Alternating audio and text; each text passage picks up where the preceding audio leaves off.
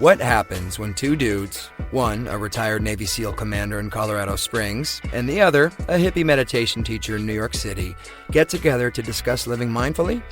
That's a great question, because we don't know what will happen either. Raw, uncut, and unapologetic. Welcome to Men Talking Mindfulness with co-hosts John McCaskill and Will Schneider. Each week, we take an authentic dive into how mindfulness continually impacts our lives, deepens our relationships, and allows us to be emotionally alive. We filter all of our conversations through the man box, where we unpack how as men we are expected to act in society, how fighting the authentic human experience is exhausting and damaging, and how mindfulness can help. Now, on to the show.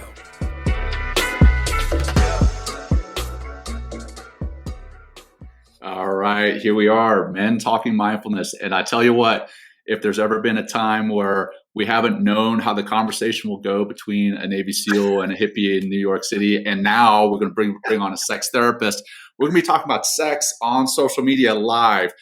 So definitely have no idea how this will go, but I think we're going to have a lot of fun with it. But here I am, John McCaskill in Colorado Springs, and my brother from another mother, Will Schneider, there in New York City. And we are here, Men Talking Mindfulness. Today, we're going to have Courtney Boyer. She's our sex therapist that's going to come on. She's not our therapist, but she is a therapist that's going to be talking about sex with us today. But before we get into that, I'm going to turn it over to Will to plug our awesome sponsor. Yes. Well, I want to say hello to everybody out there. Hello to our audience. Hello to you, John. Courtney will come on in a second. Great to be here. It's a beautiful Friday here in New York City. And we're bringing back Halo Sport. They're our hydration company. And what I really love about the company is that, and we get to support a small business, which I think is really important. They're New York-based, female and minority founded brand that specializes in the cleanest and most functional hydration. Halo Sport is a unique hydration blend of electrolytes, minerals, and vitamins, and now available in a convenient and eco-friendly powder pack. And it's only 1 gram of sugar per stick.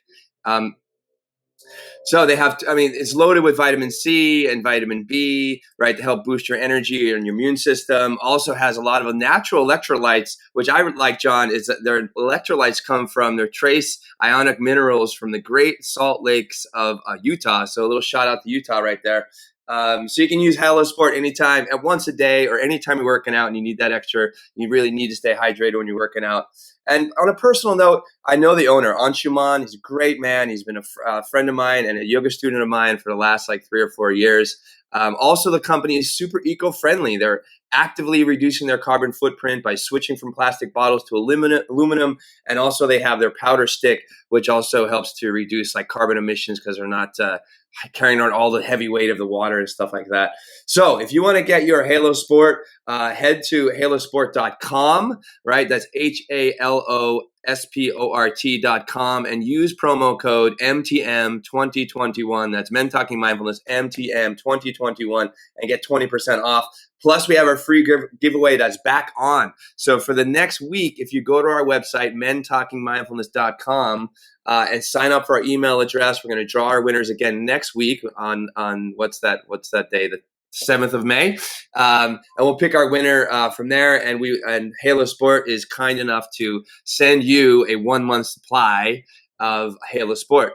And that's for 3 different people that we're going to do that for. So super excited to have them back on today. Super excited to be here. And let's talk about sex, John. Let's do this. Let's do it. I should have brought in the old song, man. I know. Yeah. So we're going to bring on the expert here. So let me see. There she is. Oh, I pushed the button twice. Hey, and I'm sure that's a joke in and of itself. So many little jokes. So, hey, Courtney, welcome to the show. We're so excited to have you. I'm just going to run through your bio real quick. And again, I didn't get the green shirt memo. Definitely, before the show, we were talking about the old M&M joke, the old green M&Ms. Increase your desire or whatever. But yeah, next time we talk about sex on the air, I'll make sure I wear the green shirt. So Courtney is a clinically trained mental health and sex therapist. As a relationship coach, Courtney educates, equips, and empowers individuals so they can confidently cultivate a life they love. Courtney also coaches parents on how to talk to their kids about sexuality. She enjoys spending time with her active duty husband, Nathan, and their 3 children. Courtney also loves coffee and wine, me too, and serving her military community. Welcome, Courtney. So excited to have you here. Thank you, Will. Thank you, John. I'm so excited to be here. We're going to have a lot of fun. Thanks, We're going to have a lot of fun. Yes. So before we get too much further into the show, I think you may have watched 1 or 2 episodes, but we kick it off with a grounding practice, time to kind of get us centered and, hey, with the nerves amped up again, talking about sex on social media live, I need it. I need a grounding practice. So Will, brother, over to you. Very good. I'm excited to talk about sex, John. Let's do this. Okay, so anyway, let's ground ourselves down to begin. And this might be something you could do before, we'll talk about this, Courtney, something before you kind of get intimate. It's just like grounding yourself, calming yourself down, releasing and relaxing from stress and anxiety. So wherever you are, whatever you're doing, stop what you're doing, please. If you're sitting, then bring both feet down to the floor. If you're like walking around, listen to the podcast and you're at the grocery store or something like that, just stop. Make some contact with your hands. Maybe they're interlaced. Maybe they're on your thighs. Maybe they're just on the table. Close your eyes when you're ready. If that's safe for you to do. And I want everybody to just empty your breath out through your mouth with a nice little yeah, there we go. Good. And take a big giant breath into the nose. Feel that breath filling from the bottom, middle, the top, front, back, up, down. And exhale, let it go out again. With some sound. Yes, good. And go. Bigger breath in. Exhale out. Let's go. A couple more. In through the nose. Inhale. Out through the mouth. We'll do one more. In. Bigger breath if you can. Feel that breath even like kind of push all the way up into the base of the brain and let it go out. And let's do 5 breath cycles in and out through the nose. Yes, we're going to inhale for 4 seconds and be very slow and particular on the exhalation for a long count of 7 seconds. So let's go. Empty out to begin. Let the breath go through the nose. Inhale, biggest breath you can, proactively breathing in for 4, 3, 2, 1. Just pause here for a moment. Get very intentional. Right at the very beginning of the exhale, let it go out for 7 through the nose. 7, 6, 5, 4, 3, 2, 1. Pause. Just hit that bottom. Feel that emptiness, that stillness. And inhale again. Inhale 4. Hold here. Exhale slowly. 7, 6, 5, 4. Really work for that nice, slow, calm exhale all the way out. Hit that bottom. Feel that emptiness. Inhale again. 4, 3, 2, 1. Nice. Hold. Feel what it's like to be full of breath. Exhale. Let it go. 7, 6, 5, 4, 3, 2, 1. Couple more. Inhale 4. See, maybe even bigger breath. Pull it in even more proactively. Holding. Feel that fill. Exhale 7, 6, 5, 4. Slowly. Good. 2, 1. And last one. Inhale 4. Hold that balloon. Exhale 7, 6, 5, 4, 3, 2, 1. Good. And back to a few normal breaths in and out. Really soft and slow. Create a nice rhythm between your inhale and your exhale. And just check in how you're feeling emotionally. Just check in. It's okay, whatever it is. Just I want you to notice, just by tapping in and getting to know ourselves emotionally, we raise that bar of our emotional intelligence, which is going to create so much success in our relationships and our work with ourselves, just by simply noticing where we are emotionally and how we're feeling.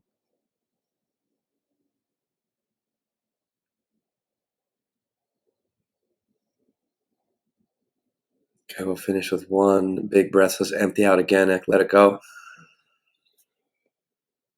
Biggest breath you've taken so far. Keep going. Inhale, more, bigger, bigger, bigger, bigger, bigger, bigger. Hold that breath. 5, 4, 3, 2, and then exhale however you like, through the mouth, through the nose, with a sigh. Let it go out. Yes, easy, easy, easy. When you're ready, open your eyes and welcome back to the show, everybody. How we doing? How you feeling, Courtney? It's good to see you today. Oh, Good to have great. you here. Good to see you. Thanks. I know it's the first time we're meeting here on the show.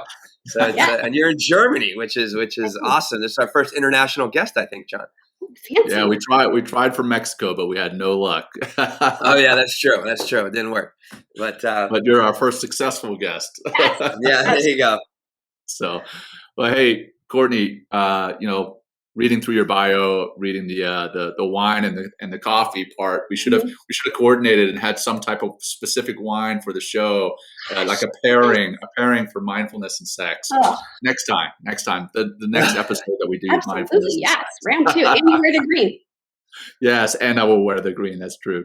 So, Courtney, just to kind of establish yourself for the audience.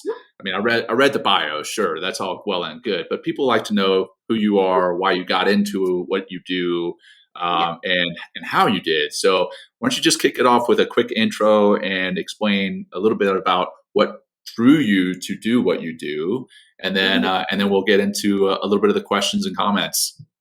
Yes, awesome. So, I grew up in Seattle, south of Seattle. My dad was a private investigator that specialized in child sexual abuse allegations. So in one side, I grew up with, I worked for him starting when I was about 14, would put cases together, would transcribe interviews for him. So I had this exposure to the really destructive world of sex and how that can be terrible. Looking back, I'm like, what was my dad thinking? A 14-year-old doing that stuff, but whatever. And then I also grew up in the church. So I went to a Christian school and really was like raised in the purity culture, wrote letters to my future husband, the virginity pledge, the whole 9 yards. I went to a Christian college and was planning on being a lawyer because that's what I was good at, arguing with people, apparently. I always knew that I wanted to help people though, right? And so I didn't know about this, what that even could entail. So my junior year of college or sophomore year of college, I read The Women's Room for one of my pre-law classes, and it totally changed my life. And it really brought to light how women have just kind of been sold a lie of goods when it comes to sexuality and their career and what they're capable of. And at the same time, meeting my now husband, who had a much different upbringing when it came to sexuality and his sexual experiences. And it just kind of all came to a head. And I was like, this is wrong. Like, we need to be talking about this. We need to be helping people. And this is something that should be celebrated. Sex is a gift and should be celebrated. So I told my parents, I don't want to go to law school. I think I want to study sex instead. And, right. What was that reaction? Yeah, I was going to say, from a bunch of Christians. That's crazy. Yeah. Yeah. And so they actually were like, okay, well, if you think you know what you're doing, and sure. Okay. So I went to grad school, got a master's in human sexuality with an emphasis in education, worked as a sexuality educator for a year or so, realized that people would come up and drawn to me and ask me questions, and I just wasn't qualified to answer and really help them. So I was like, at this point, I'd been married for a few years now and was like, honey, actually, I want to go back to graduate school again. And so I went back and got a master's in mental health counseling. I opened up a mental health and sex therapy practice, then had our third kiddo. My husband got orders. We moved. So I had 3 kids under 4 in Texas, in San Antonio, and was drowning. Didn't know anybody there. It was a lot. And so kind of started to go through this process of myself of feeling resentful and stuck and overwhelmed and exhausted and surviving. Then we moved 3 years later and to North Carolina, and my dad, who was one of my best friends, passed away. And that's really what led me to the coaching world, was needing to get out of that depression and be able to help people. And so I am a relationship coach now because coaching doesn't require licensure. And since we're military, we move a lot and it makes it difficult to maintain licensure. So, Sure. yes, so that's essentially how I got to where I am. Wow.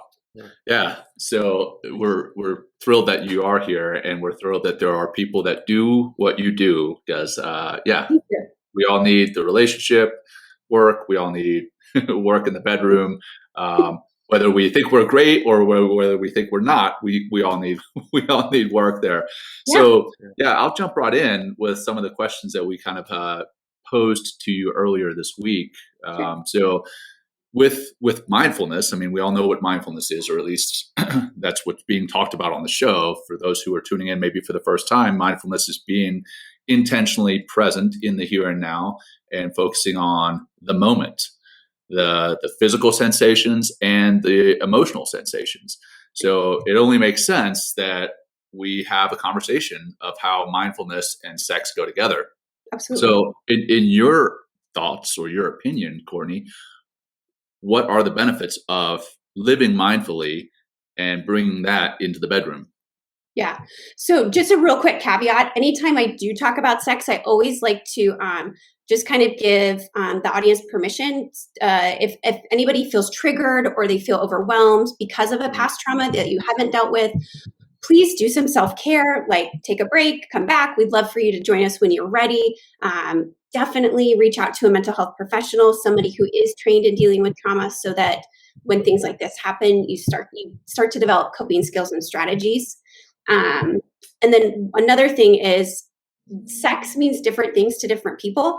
And so most times that when us as heterosexuals are discussing sex, we think penis and vagina sex. But I just wanted to, the audience, if that doesn't apply to you and sex means something different for you, then just put that assumption in and use what works for you. Great. Right. You're definitely a professional. Boom, right there. Yeah, I know. Thanks.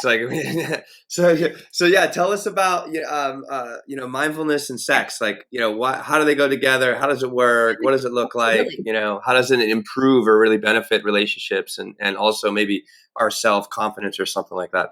Absolutely. I think mindfulness is one of the most incredible tools that we can use to improve every area of our life. And sex is no different. The more in tune you are to your body, the more enjoyable and the more in touch and like heightened your experience can be. I loved, Will, the breathing exercise that you did, because actually one way to really intensify and elongate orgasm is by holding your breath at the top of a climax. And then that really makes it more powerful. So that's a fun tip for everyone if they want to. I'm writing that down right now. I know, I'm writing it down. Right, I already did, John. I'll remind you. I was like, did he do this on purpose? Because this is perfect. Holding that breath right up there. Yeah.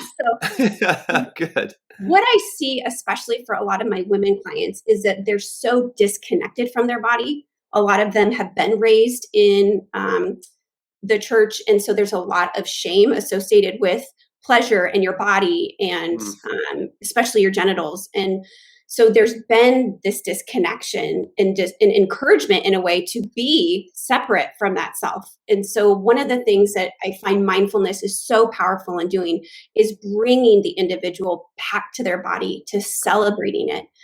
But that can feel really overwhelming if you don't see your body as a safe space.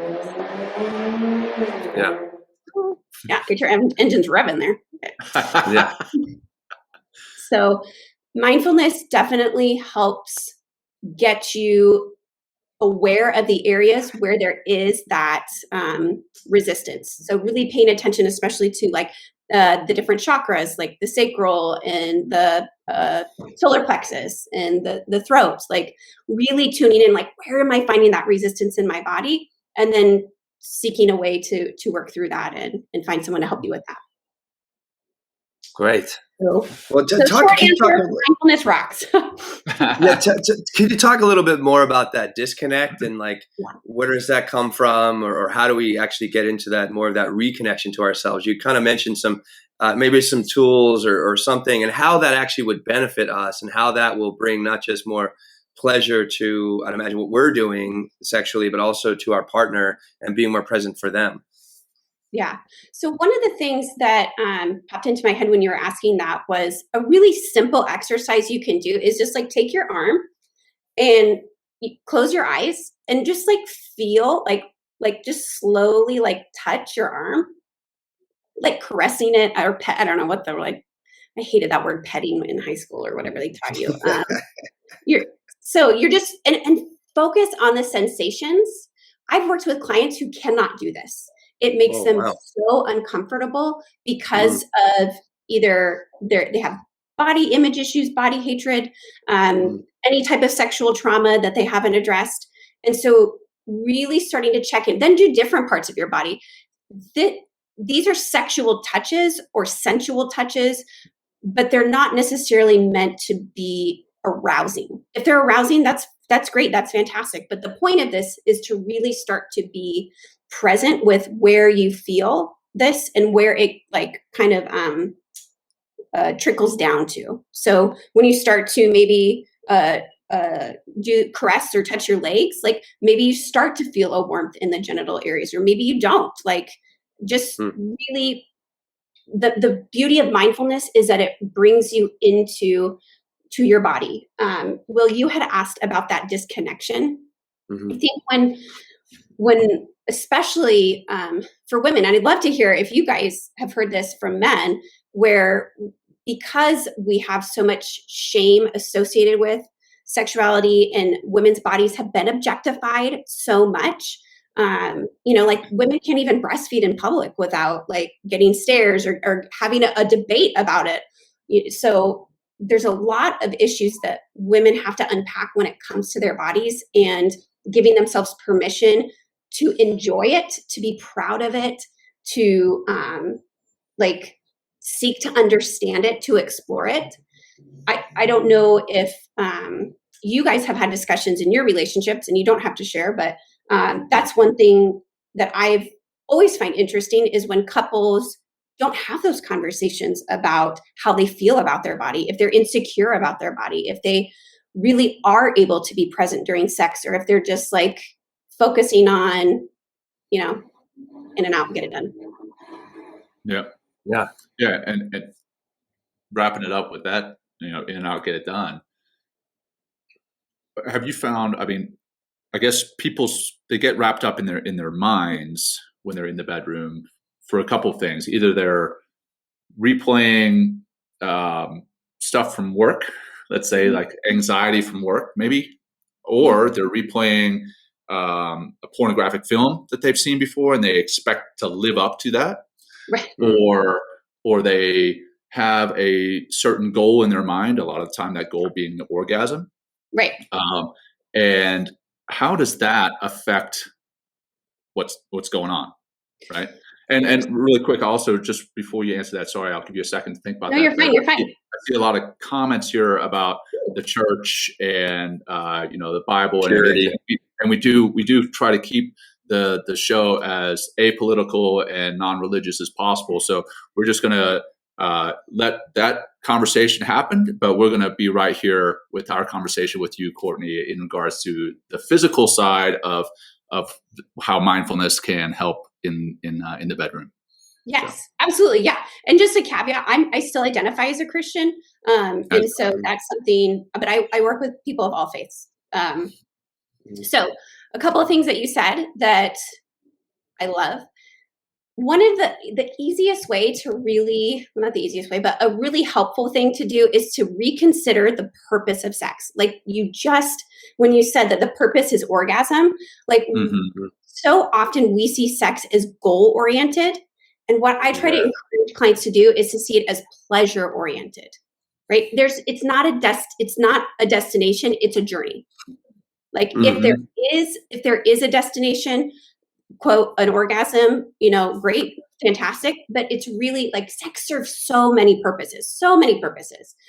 Orgasms serve purposes as well. But we tend to like muddle the two. Sex is also a skill. People think that just because they have genitals, like, oh, I should absolutely know what I'm doing and be able to like get it on and be great at it. And yeah, there are some people who are naturally like great swimmers, and there are people who are naturally great speakers and really great in bed. That's not everybody. And so what happens is, because we lack this skill set and toolbox to give people to become better lovers, more, lots of awareness, they turn to pornography, because that's like education 101, right? Like that must be, and this is something I see with our youth. And this is why I'm so passionate about talking to parents and equipping them with ways to have these conversations with their kids, so that they don't turn to Google and they don't turn to the internet, because that's not like, that's a fantasy. That's an act, right? Like that's entertainment. That's not what sex is and what real people do or can do. It's a steroided, hyped up version of an act. Mm-hmm. There's something else you said. I'm trying to remember now. It's just how we kind of almost talking about the stress and how we bring that into the bedroom, performance anxiety, and then also what we see as what, So the biggest boner killer is responsibility. Explain. Yeah. So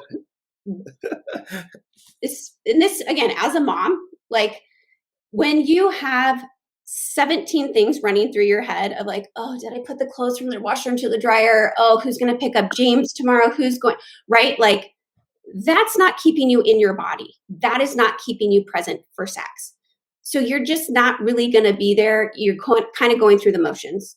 A lot of women are so exhausted from the responsibility and the burden and the emotional care, if they're staying at home with their kids or even working and staying home with their kids, and they're not able to communicate that to their partner.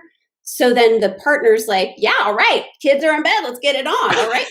And they're like, are you kidding me? Like, who's going to do this? Who's going to do the dishes? Who's going to do that? So there's the stress prevents them from being mindful, from being in the moment. And I see this too with my male clients, is they are so worried about finances and providing in the 401k and all of that, that they're like, oh, maybe no, not tonight. Right. Because it's not just women that say no, men say no too. And there's this myth that, men should be these, sexual prowess and always like, they're always wanting sex. And I have women that I know where it's the opposite in their relationship. And that's okay. It's not bad or abnormal. There's nothing wrong with you because your male partner or your female partner. That's why communication is so imperative.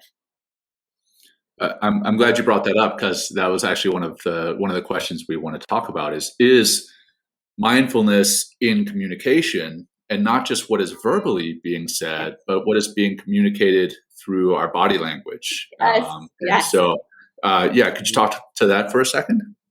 Yeah, I think so. It's like one of the gifts I have is I'm really astute to people's body language and just like their energy and behavior.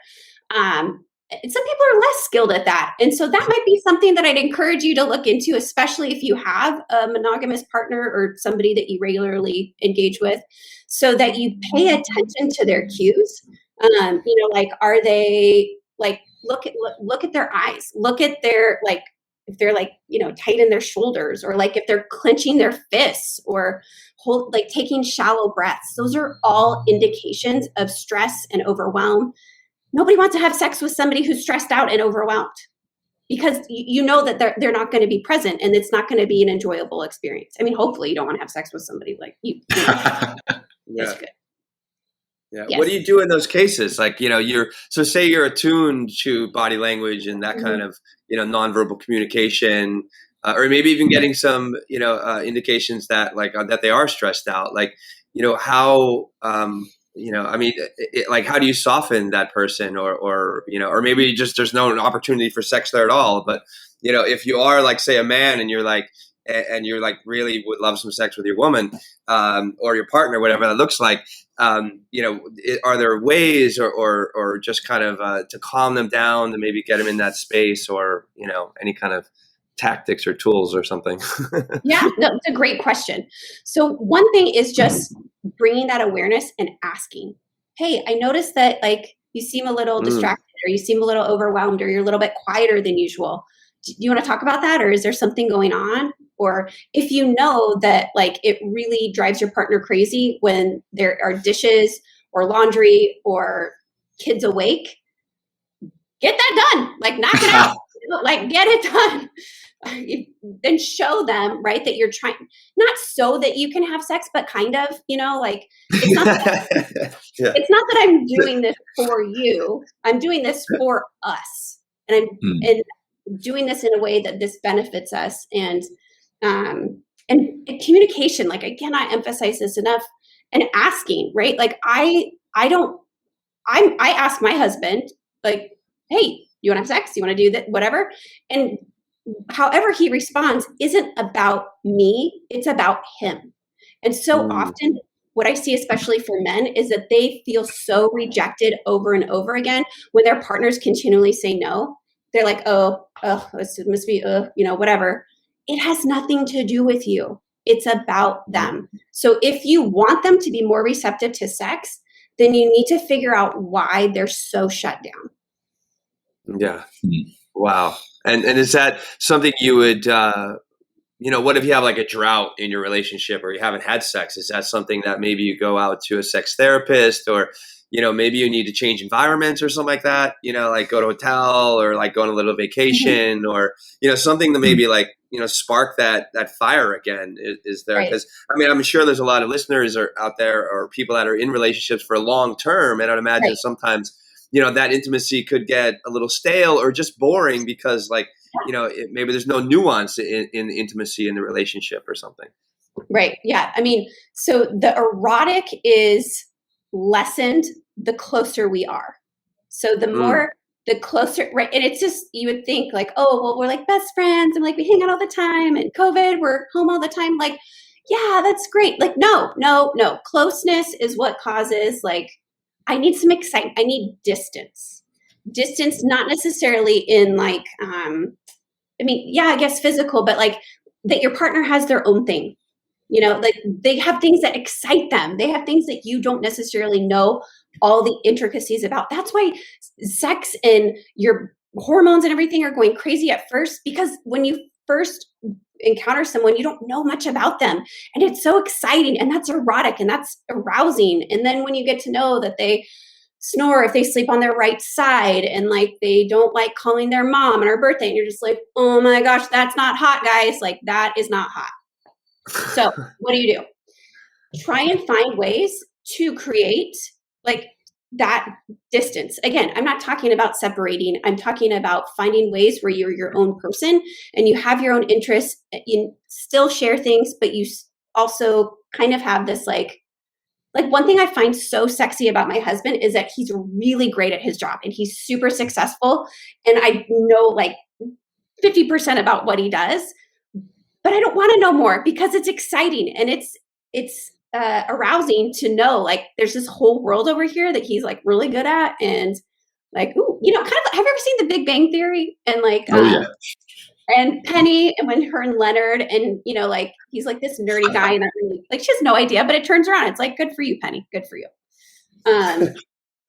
Another thing that helps to increase intimacy, increase this mindfulness and closeness is absolutely changing environments. If you can be away from the piles of laundry, if you can be away from your work, which so many people are working from home now, if you can change that environment, it tricks your brain into kind of like, ooh, this is exciting. This is something fun and different.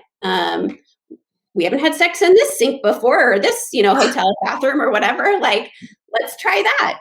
That's why affairs are so exciting because you have the emotional distance or, you don't know a lot about. I don't have to worry about his or her 401k or, like if she does her laundry or whatever. And there's no responsibility, which again is the boner killer. Mm-hmm. Which again goes back to why the relationship is so hot and heavy at the beginning. And like you said, then you find out that the person snores, or that they don't call their mom on their birthday, and Right. that they're a human being, where you Of have course. them kind of built up as this something more than that, and then you find out and you get disappointed.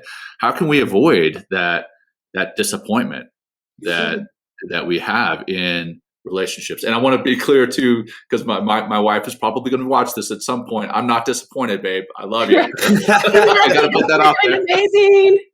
Yeah.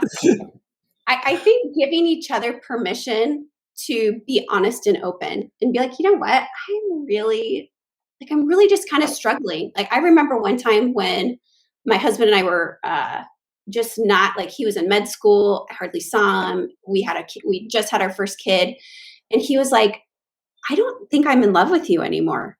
And I was like, yeah, okay, well, you suck, or whatever. But we were able to work through that because he was vulnerable enough to communicate how he felt. And so it forced us to be like, you know what, you're right. We're totally neglecting our relationship. And that's something that needs to change. And it did. And it's normal to have the ebbs and flows in the relationship, and giving your partner permission to share that with you, not with this fear that they're going to leave, but the truth and the beauty of what can come from that openness and the honesty. Will, you had asked about when couples go for a really long time, do they seek a sex therapist? What I see is the lack of sex 95% of the time is a symptom of something in the relationship itself. Yeah. You just brought up, like, I mean, about communication, vulnerability, and that's like creates a sense of intimacy already, right? When you're communicating on that basic level of just, or you're just like, I love you mentioned, it's like the mysteriousness of what your husband does, right? And also the sexiness of it. And just, I know, like, when I'm asked about what I do with my partner, I love sharing it. And I feel more open, and I feel like more connected to her because, because I want to share my passion. Yeah. So that those things I imagine would help to increase, the intimacy, not just in the bedroom, but, in the overall relationship itself. And I think that would lead to, I'd imagine, some more sex within the relationship. Absolutely. Yeah. And finding too what works. I always get the question, how much sex should we be having? What's normal? Yeah, what is normal, Courtney? What is normal? Too healthy, Courtney. So what I ask them, I will ask you, why do you want to know? That's a great question, because I think when I ask that question, I'm like measuring up. It's like, well, if I have 5 or 6 times a week, it's like, what are my other friends doing? Exactly. I'm just being funny here, but yeah. Yeah, no. I know. I appreciate you being a good sport. It's true, right? That's why we want to get a gauge of where we fall within the collective, and where like, oh, phew, totally better than everybody else, or exactly, whatever it is. So I tend to, when people ask me this, I always ask a question with a question, or answer a question with a question. And then I will eventually share that studies show that couples that have sex once a week are the happiest. What happiest means is not necessarily defined. It's subjective, of course. I've worked with couples who, and they didn't come to me because of the sex thing. They came to me for something else, but they have sex once a quarter, once every 6 months, and they're super satisfied with that. I have couples that come to me who have sex every day, and they're super satisfied with that. So if your sexual activity with your partner, you're happy with it, you guys are both like, yeah, this is great, this is wonderful, then it's not problematic. It's not my job to tell you, oh, you should be having it at least this amount of time. Yeah, I think it sounds like you're saying, like, the communication within the relationship, like outside the bedroom, I think it is so important, because it's like, if I'm okay with once a quarter, once every, I wouldn't be, I don't think, but if I was, it's just like, and my partner's okay with that, then that's great. Absolutely. Yep. And Wellington's here is saying dry spells are normal. People in long-term exclusive relationships will tell you the same thing. So, I'm just like speaking to one of our commenters here, one of our audience members, but I guess there are dry spells in a relationship as well, because things can be really John, you're going to have a third child in a little bit of time, and your wife will be healing and all that kind of stuff. Mm-hmm. So, it's, I guess that, like you mentioned earlier, ebb and flow. Yeah. No, absolutely. But what, like social media, let's say social media, phones, the phones that we constantly have on us, TVs in the bedroom, what about those and how they contribute to the dry spells that we have? And should we work to cut those out so that we have maybe less of a dry spell? Yeah. So I think, I don't really know if I like the word dry spell, because it almost insinuates that like there should be, like there's a standard and an expectation. Yeah, right. I think it's so different for every couple.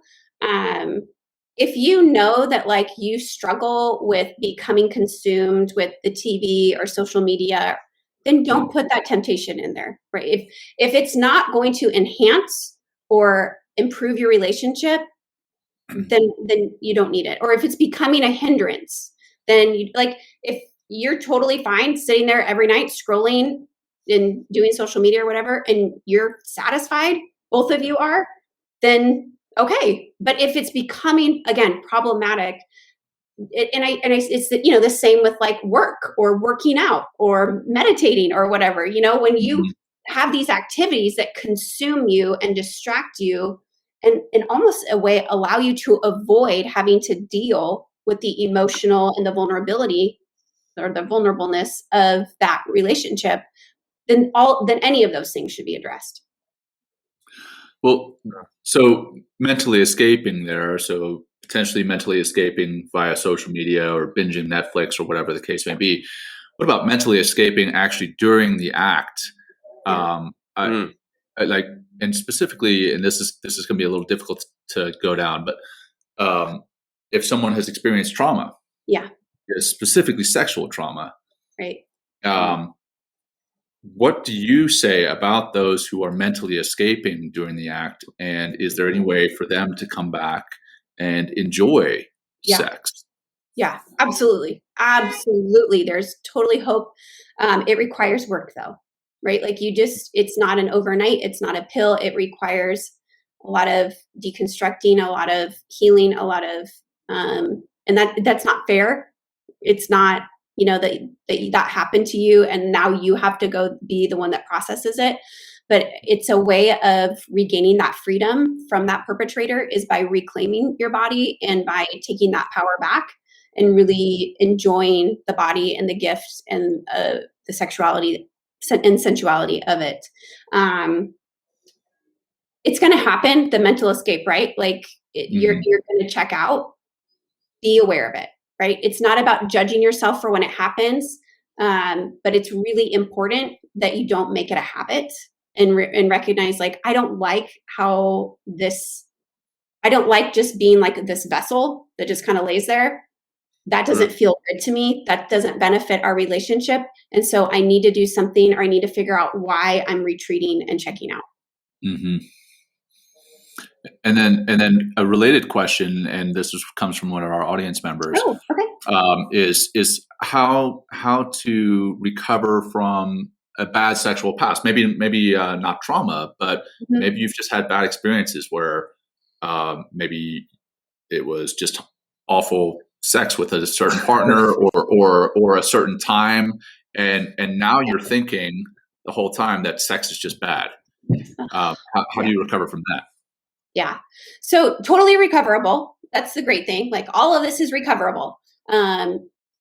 Working with someone who can help you rewrite your sex story. Like that's essentially what it is. It's about forgiving and releasing the past and starting to reclaim and create that future that you desire. If you find yourself in situations where you're like, oh my gosh, like I had one client who repeatedly had cheaters. She kept attracting cheaters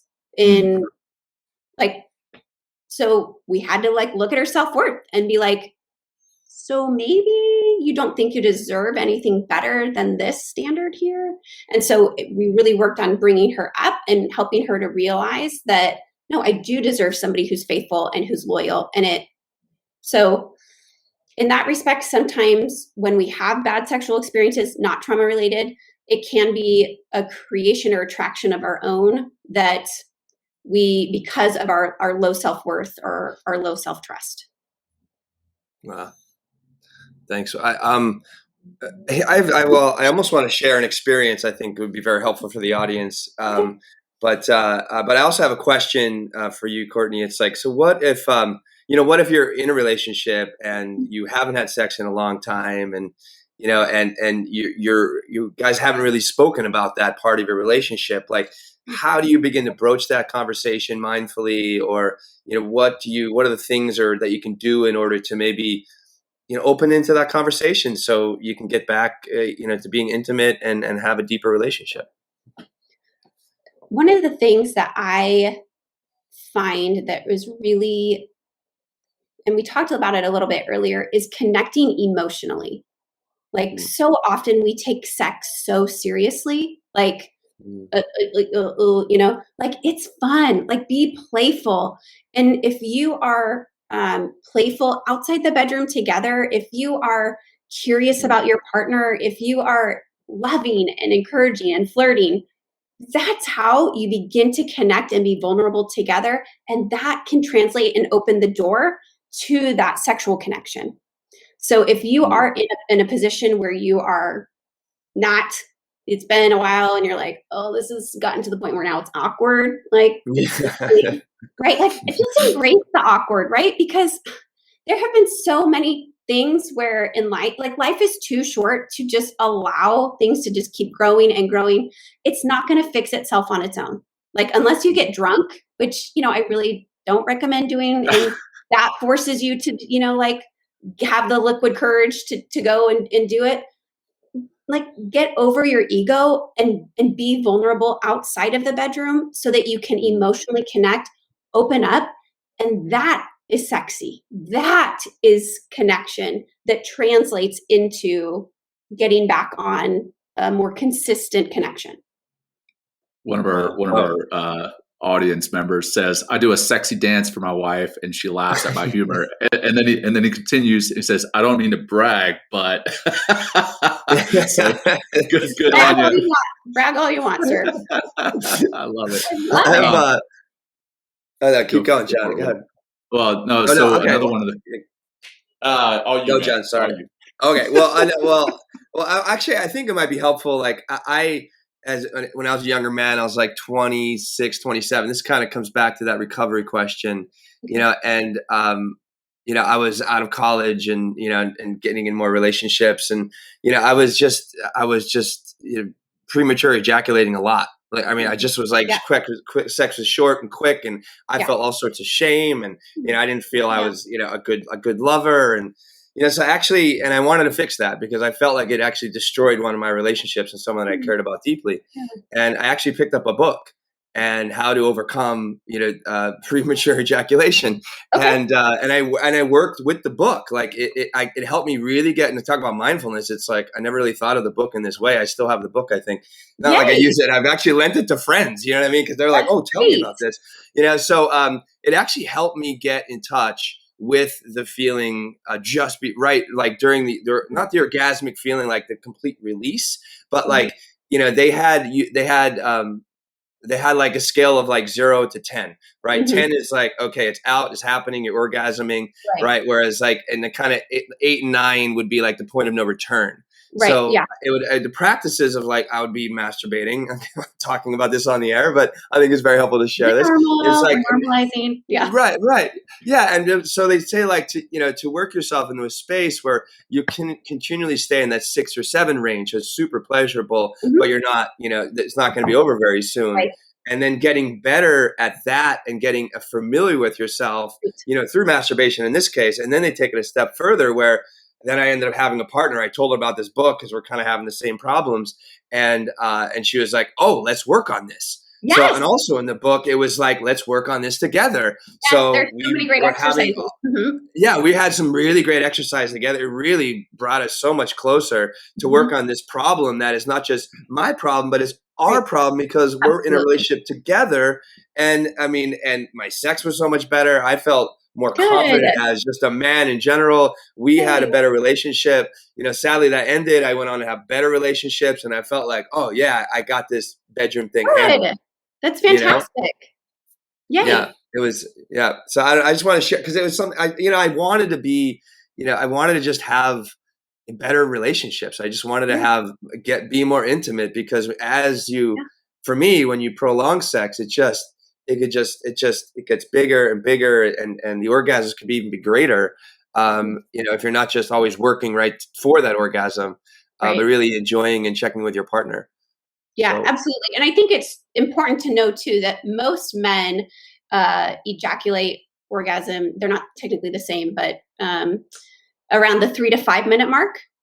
And women, it's more like the 10 to 15 minute mark. Wow. So for the men out there, if you are like, like I'm ready, right? So that might be a motivation to really learn how to delay.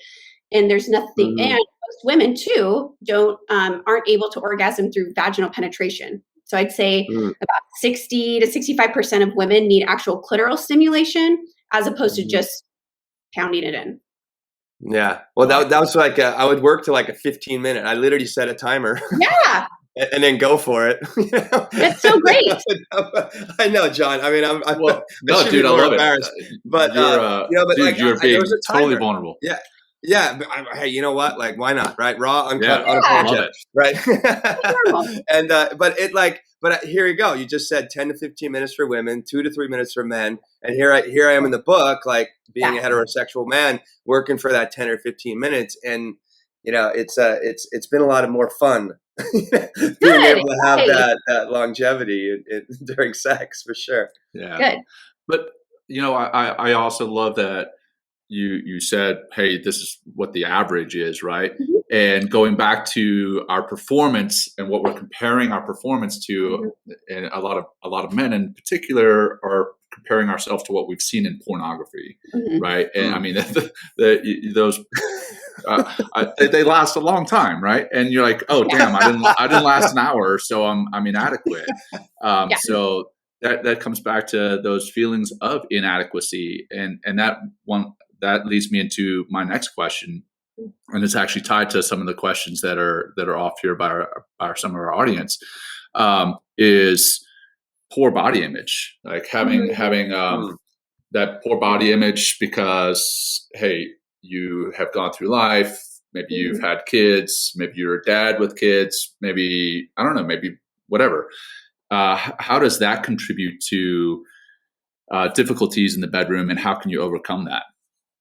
Yeah, I mean, I think there's just that sense of self-consciousness, of like, oh, I do not look good at this angle, or like, oh, that's kind of getting in my gut's getting in the way of whatever. I would really check in though to see if it is actually impairing your ability to perform. So often it doesn't. We think it does, right? We think that we're a lot worse or grosser or whatever than we think we are. This is a tough one because, we want to feel good in our bodies, but we think that if we change how our bodies look, then we'll feel better. And that's not the case. Like, you can feel good in your body, even if it looks different than when you first had sex with this person. Like it's the choice, and learning how to manage your mind around that. You can still accept your body for what it is now and still want to work towards a better body, whatever that is for you. And doing it for a variety of reasons. Like, I work with women who I'm not a weight loss coach, but some of them will be like, well, one of my goals is to lose weight. And I'll be like, well, what do you want to lose it for? And I'm like, if you want to lose weight to look banging in a bikini, like, I don't care. Like, that is totally fine. Just own it. And, be aware of the reasons for why you want to do X, Y, or Z. But I think that when your self-consciousness and your body image starts to impact negatively your sex life, like, then something needs to be done. Great. Did I answer your question? It does, 100%. Thank you. Okay. And then the last question I'll take from the audience, and then we'll start to wrap it up, is we talked about checking out because of potential past trauma. Mm-hmm. What about checking out from physical pain that you may have? One of the comments had the audience member has steel in her leg, if I remember correctly. The comment's kind of gone by, but and has physical pain. How do you manage having good sex while you're still in physical pain? Yeah, so sex should never be painful. That's one thing that a lot of people don't realize, that when it comes to especially women's physiology. So I'll answer your question, but I did want to make this just kind of known, is that so a woman can absolutely be aroused and turned on and still be dry. Her genital lubrication is like can fluctuate so much. I mean, if you're having sex for an hour, please have a lube. Please have a lube. Because you're going to dry that sucker out super fast, and that leads to tearing, and that leads to pain, and nobody got time for that. So the lube doesn't mean that there's something wrong with her, like she should be able to produce more. It's just a tool. Like wetter is better. Wetter is better. So just throw that on there. I want to write that one down too, Will. Yeah. Done, John. Yes. That'll be my next tagline. Will, you're not taking notes anymore. I am now. So if you have